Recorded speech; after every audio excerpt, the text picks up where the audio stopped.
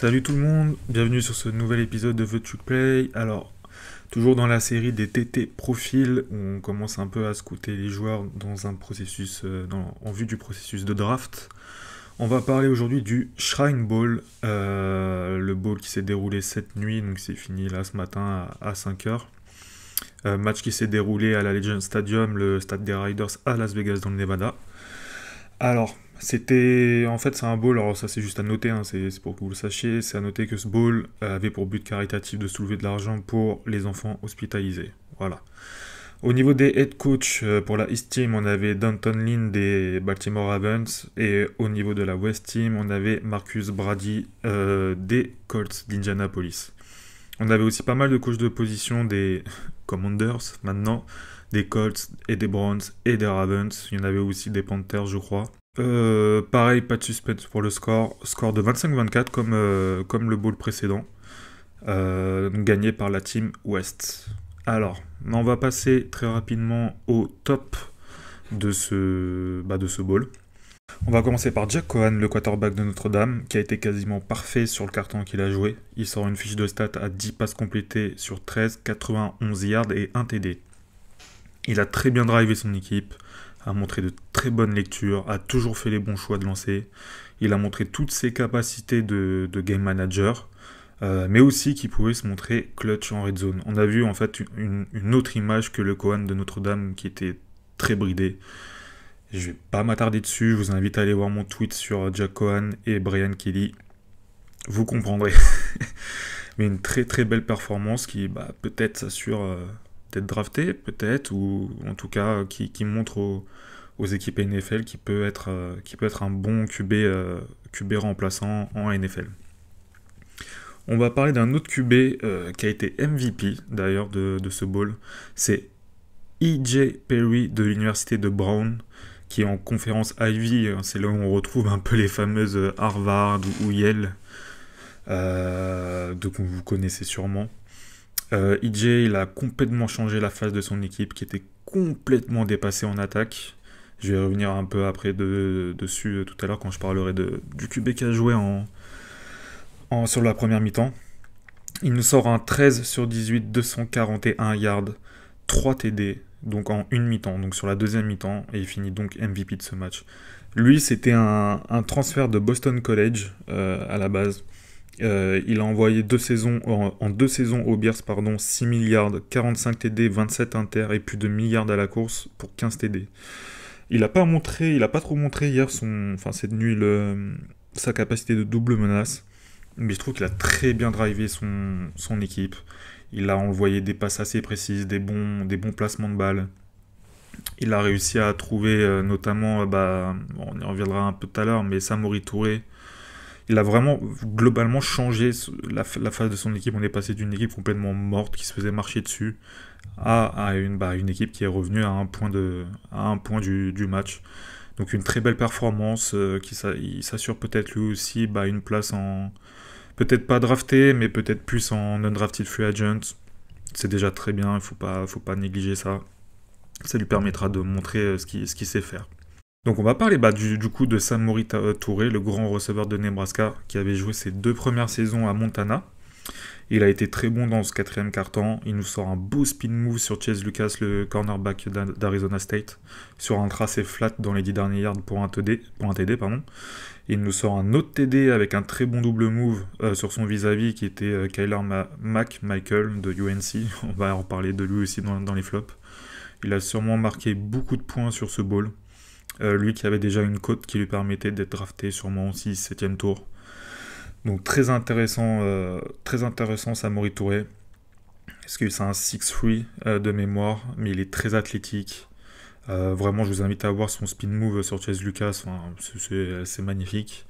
Il a montré que c'était un bon route runner, qu'il avait un peu de panoplie aussi dans ses routes. Vraiment très très intéressant. On verra ce que ça donne un peu au combine s'il est invité, ça je sais pas. Je pense qu'il est invité. Mais on va voir ce que ça donne et je pense que ça en fera sûrement un bon receveur de rotation en NFL. Un autre receveur qui a brillé, là par contre c'est pas des moindres, parce que moi je l'adore, J'en ai beaucoup parlé avec Baptiste d'Oklahoma State, de Volenson Cowboy. C'est donc Tay Martin, le receveur super senior d'Oklahoma State, qui était vraiment très très bon, de belles routes, des mains sûres, de l'autorité dans les catchs. Notamment un catch où il n'attend pas que la balle arrive sur lui, car il savait qu'il avait 3 mecs autour de lui, 3 défenseurs autour de lui. Un gros IQ, un gros QI de football. Enfin, franchement, il a été vraiment très très fort. Alors sa fiche de stats n'est pas incroyable, elle a 4 réceptions, 47 yards. Mais il a très bien utilisé son grand gabarit, c'est aussi un 6'3", son athlétisme, son agilité. Je pense il l'a énormément tapé dans l'œil des coachs pendant les entraînements. C'est ce qui en est ressorti un petit peu. Il est en train de nous faire un peu En fait, ça me fait penser à Van Jefferson. C'est-à-dire que Van Jefferson, en pré-ball, il était à 6-7e tour War Undrafted Free Agent. Après les entraînements et les matchs, il avait montré énormément de capacité de route runner. Il était passé plus sur un range de 4-5e tour. Et puis pour Tay Martin, il suffit qu'il nous sorte un bon combine ou quelque chose d'autre, il pourra drafter au 3-4e tour. Pour moi, il a tout ce qu'il faut pour être ready day one et possiblement devenir un numéro 2 ou 3 très solide en NFL. Au niveau de sa dernière saison de super senior, alors c'est peut-être un peu le point noir puisqu'il est un peu plus âgé que les autres, il a quand même catché pour un petit peu plus de 1000 yards et 10 TD cette saison, en sachant que les ballons venaient de Spencer Sanders. Donc vous m'avez un petit peu entendu parler de Monsieur Sanders cette saison. Je pense que vous avez vu peut-être des matchs d'Oklahoma State, c'est loin d'être le meilleur QB. Avoir une production comme ça avec ce type de QB, c'est quand même très intéressant. C'est qu'il a su se démerder pour faciliter la tâche de son QB, et ça c'est très très important dans une ligue comme la NFL où les QB ont besoin d'avoir des receveurs qui les rassurent, qui les aident assez souvent. On va passer sur un running back cette fois, c'est Ty Chandler, le running back de UNC de North Carolina, qui sort 11 courses pour 69 yards, une réception, 8 yards. Il a montré beaucoup d'explosivité, de vitesse, de la versatilité, de l'agilité, des bons cutbacks très rapides. Malheureusement, il accuse un fumble qui a été recouvert par un coéquipier, mais c'est vraiment la seule tâche dans son match. Lui qui a été dans l'ombre quand même, je le rappelle, de Williams et Carter à UNC, a quand même eu une production tout à fait honorable en soi pendant ces 5 années. Et cette saison, il sort une saison à 1000 yards et 13 TD. Alors, dans un point de vue de processus pour la draft, je pense qu'il faut vraiment qu'il développe son jeu aérien, parce qu'il a vraiment ce type de gabarit, cet athlétisme. Je crois que c'est un 6, donc il est assez grand pour son poste. Enfin, assez grand. Il a, on va dire, vraiment la bonne taille. Je pense qu'il faut qu'il développe ce jeu aérien, parce que franchement, avec une telle explosivité, une telle vitesse, faut vraiment que ça devienne vraiment un running back capable de jouer sur les 3 downs. Je pense qu'actuellement il peut le faire, mais c'est vraiment pas assez sûr au niveau de ses catchs et de ses routes. Mais ça demande, on va dire, quand même un petit peu de travail, mais c'est quand même très très bien, je trouve. C'est très très bien ce qu'il nous a montré cette semaine et sur ce match. Son pass pro, par contre, il va falloir qu'il travaille, c'est vraiment pas ouf. Ça, par contre, va falloir qu'il travaille en puissance, en technique de main, parce que ses mains sont mal placées et il va autoriser énormément de plaquages, de sac en NFL s'il se retrouve en passe protection. On va passer cette fois au MVP de la défense, c'est le linebacker de Navy, Diego Fagot, un linebacker très athlétique, très bon en presse et poursuite. Sur tout ce qui est screen, run stop, QB, espion, blitz, il est vraiment très intéressant. Il sort 7 plaquages, un tackle for loss, un sac. Il aura très certainement sa place en NFL, je pense, en special team et dans quelques packages défensifs. Je pense pas qu'il ait ce qu'il faut pour jouer, on va dire, tous les downs ou devenir un linebacker titulaire. Sûrement pas en tout cas un inside linebacker, je pense peut-être plus en outside. Mais déjà d'être en special team et de pouvoir intégrer quelques packages, c'est déjà très très bien. Dernier top de ce match, c'est le defensive end de Western Michigan, Ali Fayad, qui a été très très bon, très explosif, bon moteur, de la bonne technique sur le pass rush au niveau des mains. Il va chercher un sac et un tackle for loss, de ce que j'ai pu voir. Je vous rappelle que sur ces balls, on n'a pas les stats défensives. Donc c'est vraiment moi ce que j'ai noté quand j'ai regardé le match cette nuit. J'ai pu passer à côté de quelques plaquages, etc. Je vais pas vous mentir. mais de ce que j'ai pu en sortir, en tout cas, il m'a vraiment tapé dans l'œil. Et il a mis très à mal un Floridien qu'on verra dans les flops. Je suis désolé, Guigui, mais lui, il a pris tarif. Alors, au niveau des mentions, donc je vous rappelle les mentions, hein, c'est plutôt des mecs qui se sont montrés un peu, qui ont été bons, mais qui n'ont pas été exceptionnels. On a James Houston, le linebacker slash defensive end de JSU, qui a encore montré un gros impact physique, surtout contre la course, après son NFLPA Bowl il y a quelques jours. On a Jack Sanborn, le linebacker de Wisconsin, qui lui aussi a impressionné par son athlétisme. Je pense que Mike lui semble être sa position favorite pour pouvoir s'exprimer. Et il recouvre un fumble après une mésentente entre Dustin Crum et son running back Lady Brown de West Virginia. Je pense que lui, par contre, il devrait être drafté au 4, 5e tour, max 6e, pour ses qualités athlétiques qui sont vraiment très très bonnes. Et je pense qu'en Mike, ça pourrait vraiment faire un très bon joueur de NFL avec un peu d'expérience dans quelques années. On a le safety Reed Blankenship de Middle Tennessee qui s'est montré énormément en special team sur le run stop. Il aura un avenir en NFL en special team et nickel. Je pense que nickel, c'est là où il pourra le plus s'exprimer parce qu'il est assez grand, il a 5'6".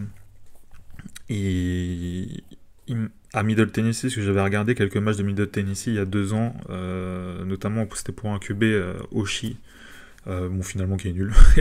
Mais bon, il y avait quelques joueurs en fait qui m'intéressaient dans cette équipe. Et quand je le voyais jouer, j'aimais vraiment beaucoup ce qu'il faisait au niveau de son impact physique, au niveau du run stop. Il avait eu une production quelconque sur la couverture. Je crois qu'il avait eu quelque chose comme 4 interceptions, un truc du genre, mais là je trouve qu'il a un peu régressé de ce côté-là. Mais après, il faut pas se leurrer, hein. Être safety, pouvoir mettre en lumière ses qualités de plaqueur, donc jouer en nickel, etc., c'est déjà très bien. Faut pas négliger il faut pas négliger les special teams. Moi, je suis très bien placé pour vous en parler avec Green Bay. On a été la pire équipe. Et ce type de joueur dans une special team, moi, j'aimerais beaucoup l'avoir. Et il peut apporter un peu plus qu'une special team en plus de ça. On a le left guard de Snyder, pardon, je sais pas pourquoi je dis Snyder qui a été très bon, une bonne mobilité en passe pro, un QI très fort. Je trouve que c'est le guard qui m'est le plus ressorti. Il y a un petit peu un autre guard, je reviendrai après, mais je trouve qu'il a été vraiment assez solide. Le QB de Kansas State, Skylar Thompson, il a été très propre aussi, déplacement de balle pas optimal par contre, mais a su sortir son épingle du jeu. Voilà, rien de bien folichon. Le receveur de Western Kentucky, vous m'avez entendu énormément parler, Jared Stearns, il a été très clutch. Il a 3 réceptions dans le match, une en 3ème et 6, une en 3ème et 7 et une en 3ème et 8 et les 3 pour un first down. Donc ultra clutch, a su se démarquer vraiment avec de bons route runs. Moi, j'adore ce mec, il a été ultra productif en plus sur sa dernière année avec Western Kentucky et Belezap. Je crois qu'il avait sorti 1900 yards. 1900 yards à la réception. Donc j'espère vraiment qu'il va pouvoir encore un peu plus développer sa release, son route run, parce que c'est quand même un mec qui est assez limité au niveau de sa vitesse. C'est vraiment pas le plus explosif et le plus rapide de tous les slots de cette classe de draft. Mais par contre, il est très solide. Il a même failli réceptionner une balle sur un 1 contre 2. Malheureusement, il jongle un peu avec la balle. Hein. Voilà, c'est un slot. Tu peux pas non plus demander à un mec qui est pas très grand d'aller batailler dans les airs avec de grands DB. Mais il a montré sur ses entraînements et sur ce match qu'il avait vraiment sa place pour la NFL. Il a aussi retourné en punt, mais rien de particulier. On a le fullback Clint Ratkovich de Northern Illinois, de bons blocs. Il a vraiment été très bon dans le run block, je trouve. C'est plus un fullback d'utilité par contre, hein. C'est pas un bloqueur pur. Je pense qu'il peut aussi réceptionner. En special team, il recouvre le ballon après que Russ East, le DB de Kansas State, touche la balle avec son pied suite à un punt. Donc voilà, hein, toujours ces fullbacks qui peuvent bloquer, qui peuvent réceptionner, qui peuvent jouer en special team. C'est très intéressant pour les équipes NFL.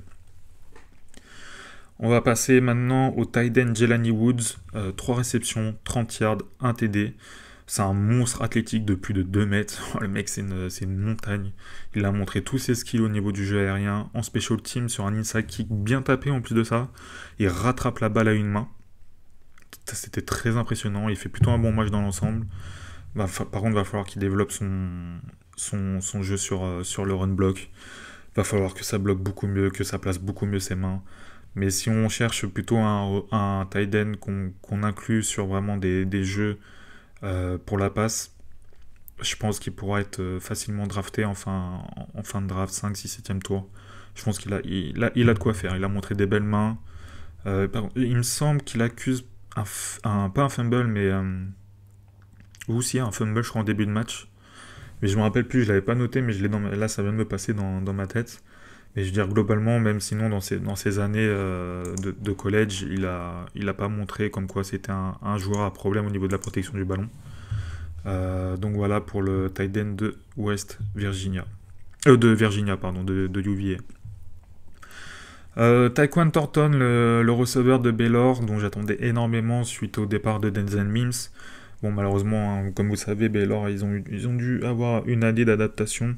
Donc il n'a pas pu produire énormément, mais il a montré quand même un peu de sa superbe, une très bonne release sur un contre 1 en red zone sur une conversion à 2 points. Il a été à 2 doigts de nous sortir une énorme réception qui aurait pu être la réception du match en début de match. Il a pu montrer ses qualités athlétiques, mais a subi aussi, je pense, l'excellente perf de T. Martin de l'autre côté du terrain, donc il n'a pas pu se montrer comme il aurait voulu faire. Mais pareil, ça sera drafté en fin de draft et il va falloir qu'il développe certains aspects de son jeu, mais on va dire que globalement, il a ce qu'il faut pour être un joueur de rotation minimum en NFL. On a le safety Juanier Thomas de Georgia Tech qui a montré énormément de puissance physique dans le run stop et en red zone avec d'ailleurs un énorme stop en début de match plein d'autorité. Je vous invite à aller voir ce plaquage. Il s'est montré par contre un petit peu dépassé à des moments en couverture, mais je pense que si tu l'inclus vraiment sur des jeux où tu sais que ça va courir ou en red zone, il pourra vraiment s'exprimer au mieux. On a Austin Deculus, le tackle droit de LSU qui a été très très bon sur ce match. Enfin très bon, il a été très bon. Très bon en power run, technique de main par contre en passe pro très moyen, il a failli se faire passer une ou deux fois. Ryan de LSU France m'a confirmé que s'il n'est pas blessé, je le cite, c'est pas dégueu. En tout cas, il s'est vraiment montré, il a un bon gabarit pour le poste de tackle et je le vois pas passer en guard en NFL, en tout cas peut-être en arrivant, mais dans le futur ça sera pour moi un tackle de rotation en NFL. Il a formé aussi du coup un beau duo avec Volson, le garde droit, qui lui a tapé dans l'œil pendant les entraînements de par sa versatilité sur la O-line. Apparemment, il serait capable de jouer les 4 postes en NFL. Ça, c'est à voir. Le Volson qui est de North Dakota State University. En tout cas, je trouve que la partie droite de cette O-line entre lui et Deculus a été vraiment très très forte. Vraiment, on sentait que c'était au-dessus du lot. Pour finir ces mentions, le running back Jashon Corbin de FSU qui a profité de bonnes ouvertures de sa O-line. Il s'est montré efficace avec 8 courses pour 50 yards et un TD, mais aussi montré un manque d'accélération et de vitesse une fois le premier rideau passé. Je pense que ça lui sera très certainement préjudiciable en NFL. En tout cas, pour être un numéro 1 ou un numéro 2. Maintenant, je pense qu'il a suffisamment montré pour être sur une rotation 3-4. Voilà. Voilà pour ces mentions. Donc on va passer au flop. Maintenant j'en ai pas beaucoup, j'en ai que 3 en soi. J'ai le cornerback de UNC, Kyler McMichael, que je vous ai un petit peu parlé tout à l'heure. En fait, il faisait un match correct. 2 fois même, il est à la limite d'être clutch, enfin il est pas loin de pouvoir intercepter, et puis d'un coup, il se prend TD, grosse réception, TD sur la tronche. Et il a semblé complètement dépassé, il s'est complètement éteint sur le 4e quart-temps. Et le fait que la team East a pu remonter, c'est aussi en grande partie à cause de lui.